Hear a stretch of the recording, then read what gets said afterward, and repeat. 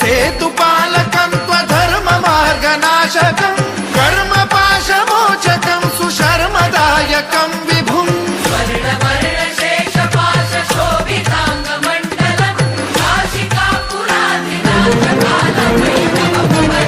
कालभैरवं भजे रत्नपादुका प्रभाभिरामपादयुग्मकं नित्यमिद्वितीयमिष्टदैवतं निरञ्जनं मृत्युदर्पनाशनं करालदंष्ट्रमोक्षणम्